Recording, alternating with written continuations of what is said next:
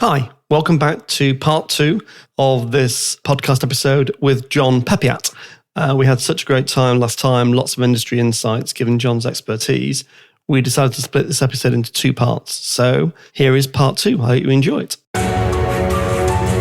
My name's Mike Lander, and you're listening to Higgle, the B2B Sales Club podcast, where we bring you actionable insights about sales RFPs, negotiations, and difficult procurement discussions from sales leaders, brand leaders, and procurement leaders. Please subscribe to get updates when new episodes are released.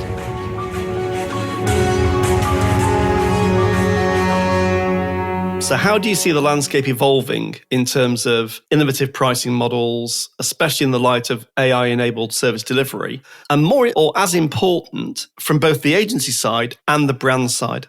What do brands want to do with innovative pricing models, and what do agencies want to do, and where do the two kind of meet? It's a big question, Jon. It is. I mean, it is a biggie. And, we were talking about it 25 years ago and we're still talking about it. And, the environment is different, but some of the challenges are the same. And interestingly, we had an innate belief about the relationship between creativity and effectiveness when I was at BBH. So we would always want and propose to clients some kind of performance-related pay as part of the overall remuneration.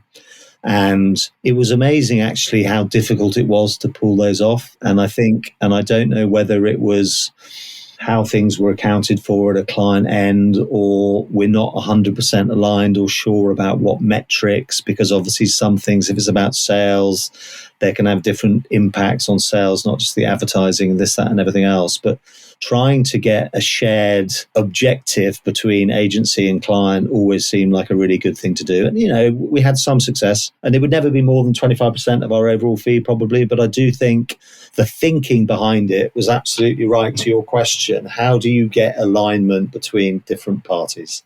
And that a lot of the time is not easy. But I think as an agency leader, you would certainly within a pitch situation or negotiating the next year's fee with an existing client, we would want to be as price competitive as we could be. To the same extent, our primary responsibility was the effective management of the agency's resources and finances. So we would work out what we believed was fair remuneration and then go into the client and say, this is what it is. And clients obviously would go, well, that's their opening position. And we go, no, it's not our opening position, And particularly with existing clients, we've worked together really closely for a long period of time. We're not playing games. We're not going, that's right, we're going to charge 3 million when actually we're going to anchor high and then you'll negotiate down.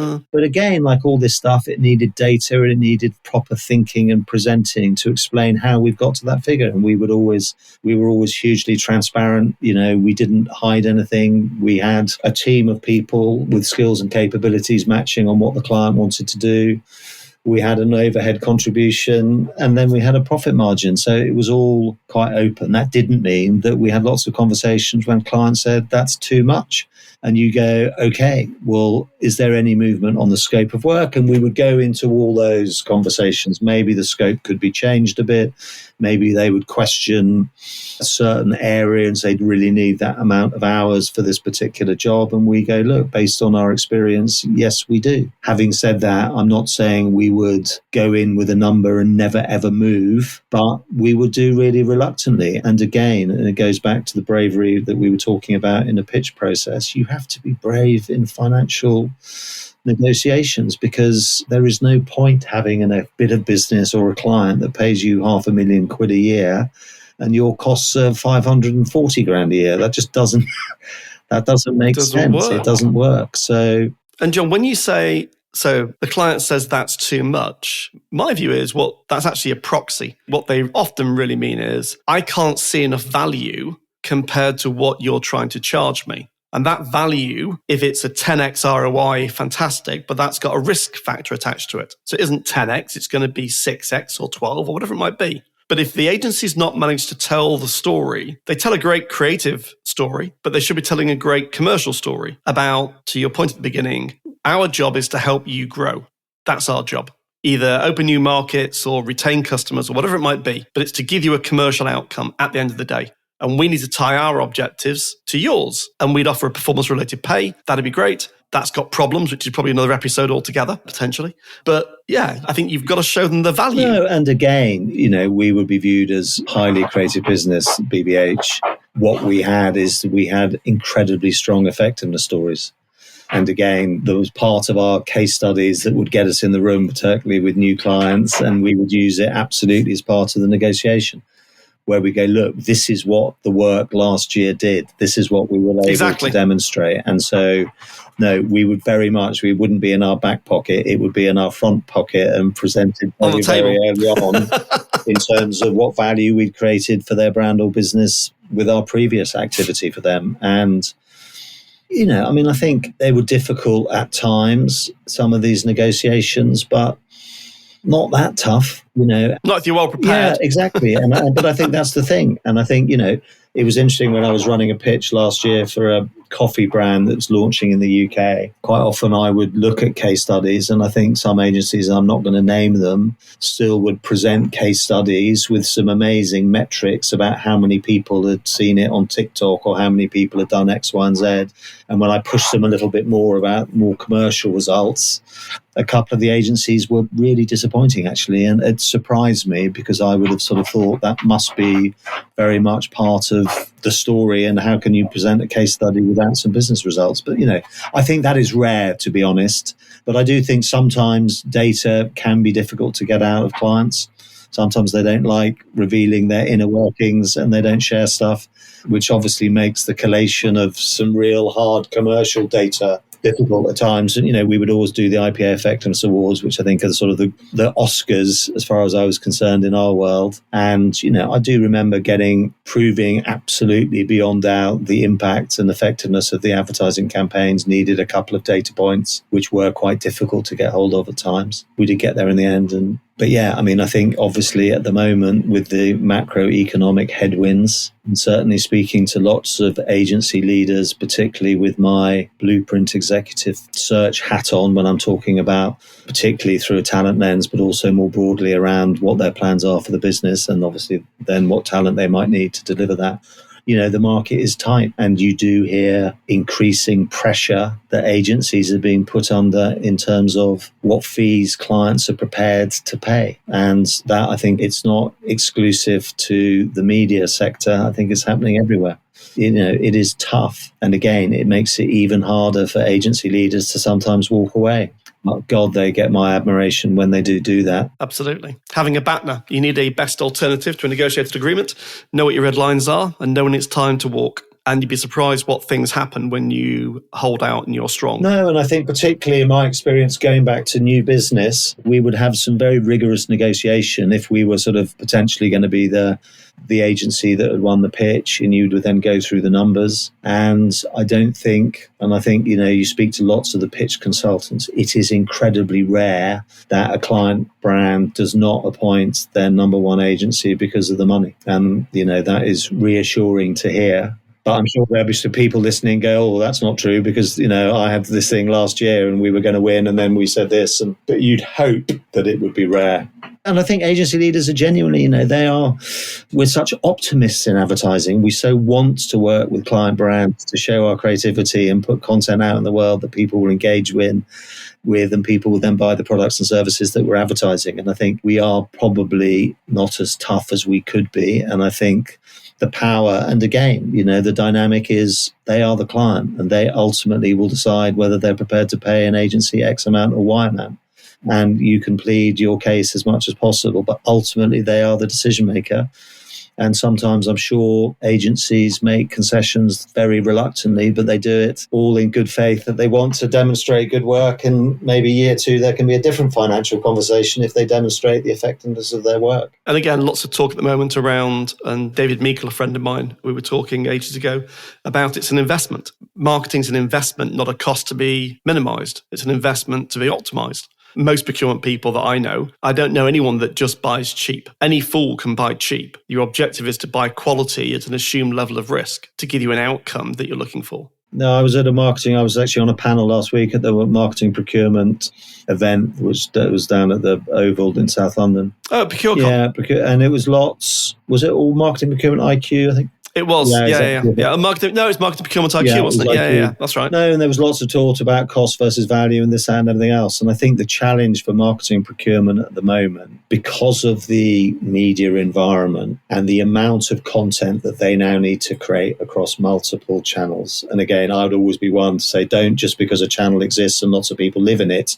do you have to put your work there. But if you make the strategic decision that you do want to put content across multitude of channels, how you understand the agency, how the agency models and that landscape has evolved and changed over the last 5 or 10 years. And the fact that in the day that your agency will do that, there are very different types of agencies that specialize in very different areas and at very different price points and different ways and processes and how they use tech and how they use less tech, etc. So I think there is a big requirement of marketing procurement to fully understand the different options that are now available for them beyond the confines of what was always the traditional creative agency. And whether that's production companies who are born, there are tech-enabled businesses that might have just been delivering enormous volumes of work in loads of different languages, in different formats all around the world. That is their bread and butter. And I think if you're creating an always-on social content strategy, production companies are now bringing in strategic and creative people to help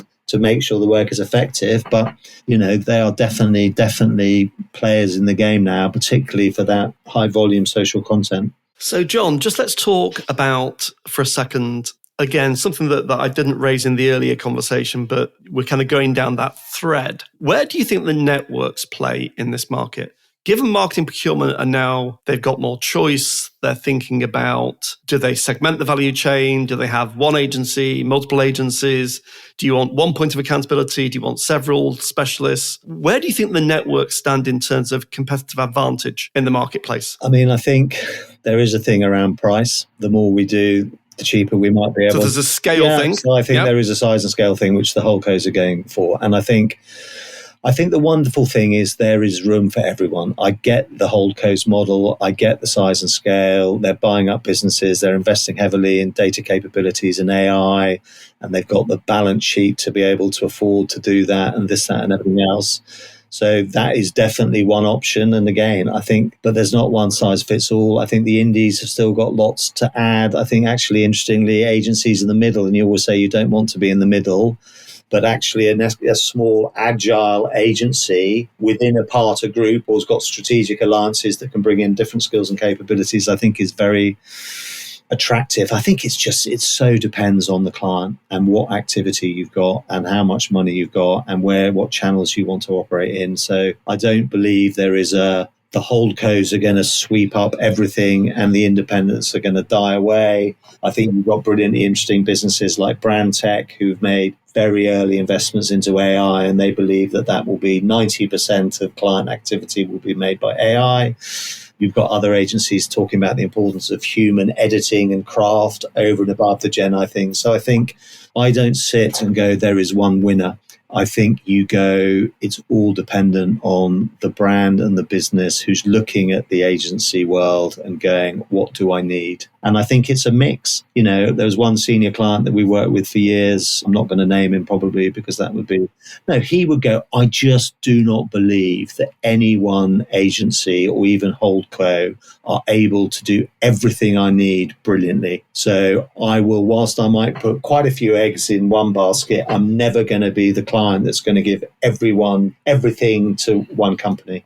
And I absolutely get that. The other thing, of course, which we haven't touched on is the rise of in-house. And I think over 90% of brands and businesses now have some kind of in-house agency capability. Absolutely. And if I was advising clients, as I do, it's what is the right combination? What's the right mix? Yeah. What's the in-house versus the external? Exactly. And I think the other thing with holdcos is there might be an ownership structure which covers absolutely everything, but unless it's fully integrated into one team, joined up, you could go, well, hang on, that is my team, and you're now going to use X business owned by Y holdco. You might as well work with an independent because you're still having to deal with different people in a different organization or different buildings. So that sort of efficiency of having one port of call to go to who will answer all my questions is arguably very rarely the case. Because even the house of brands versus branded house in a big holdco, just because it's a branded house doesn't mean that they're all joined up.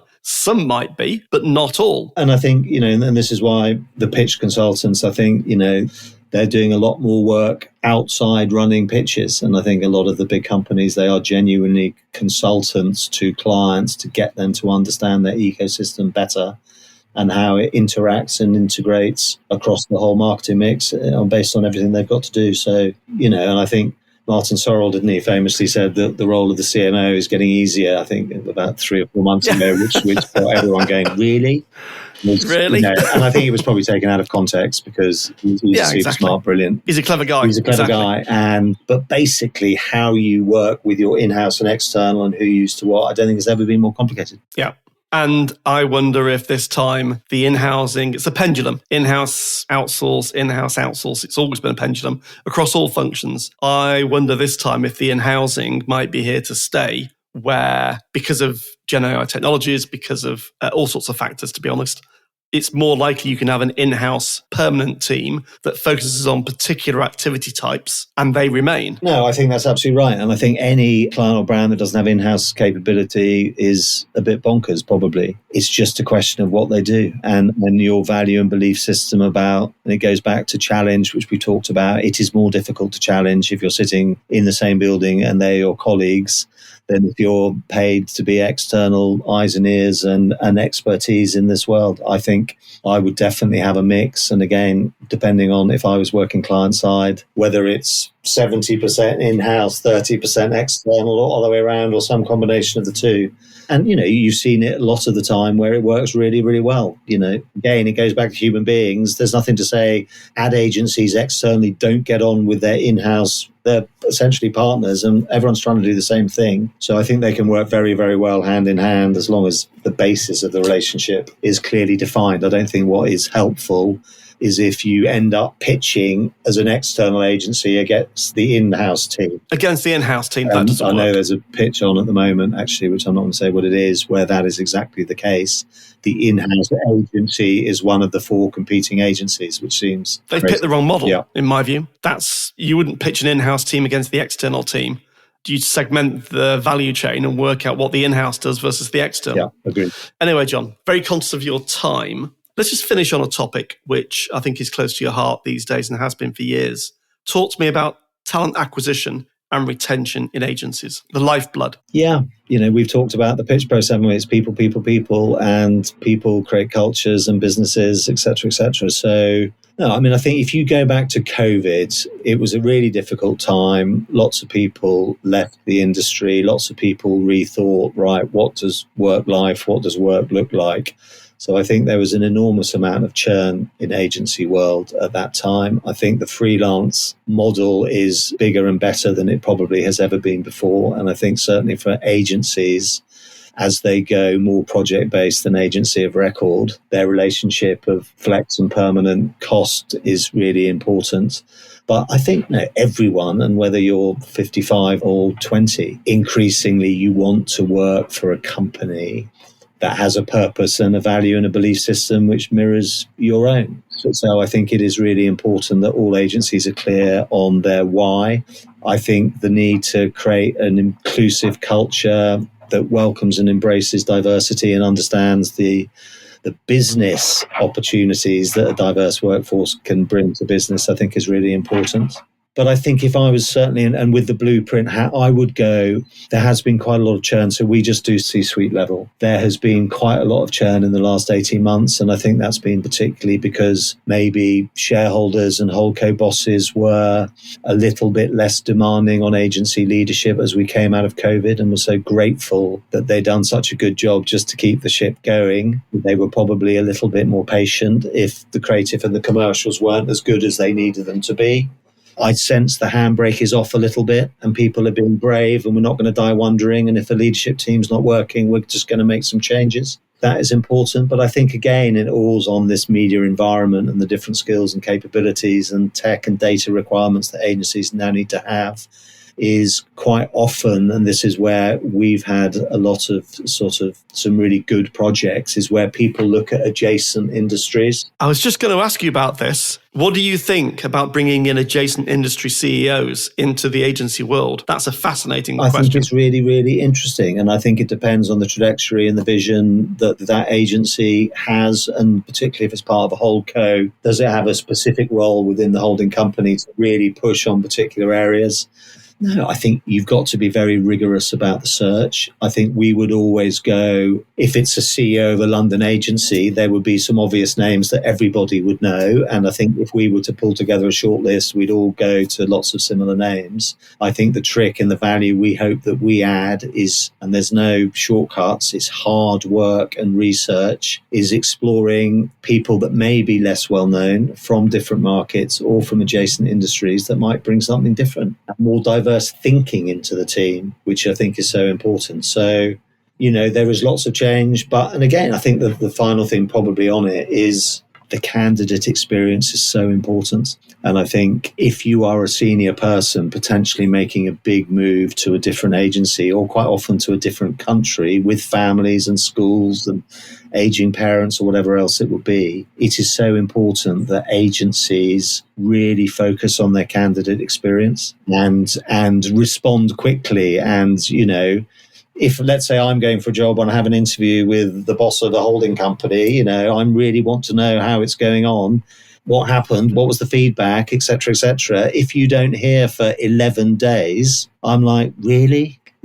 So I do think the speed and thoughtfulness of the response going through the process, and the best people will have 2 or 3 options. If they've made the decision that maybe after X amount of time, it's time for a new challenge, if they're good, they will have 2 or 3 people competing. And you can get great competitive advantage by running that candidate experience really, really well and thoroughly. And I've definitely seen lots of people that go, going into the process, I would have definitely gone for X company rather than Y company. But the process has actually mean I'm definitely going to go for the Y opportunity, not the X opportunity, because how I felt through the process and how I understand the values and beliefs of the business and what the ambitions are. And you can't fake that, Jon. I mean, that's very interesting. I worked in the outsourced recruitment industry for a long time. Some of my observations were exactly that. It was about how the agency ran the process with both the end client and with the candidates, and about making sure that the candidates had ample access to the client to experience what the brand was like and what they were getting themselves into and what the opportunity was and the challenge and meeting the right people and spending time. That's what makes a difference, because they stay. What you don't want is run the process and then 6 months later they leave. And retention is interesting, isn't it? Because some levels of churn are good. But again, I think like all them, people need a proactive talent strategy in terms of how they look after their people and how they attract new people. And I think certainly any agency, you've got to have a good spine. It's like a football team, isn't it? You've got to, and that way you should focus all your energy and make sure that the future stars that you identify know how much they are appreciated and loved and given opportunities. And that's not so that you discard really important people handling really important tasks.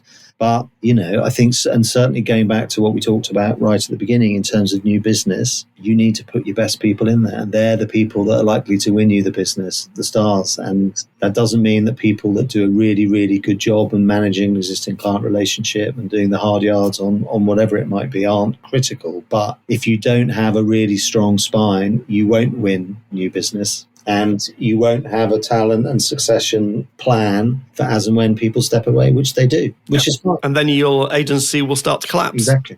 Jon, it's been amazing. Thanks for sparing the time. Absolutely. Really, really, really interesting. Where can people find out more about you? Good question.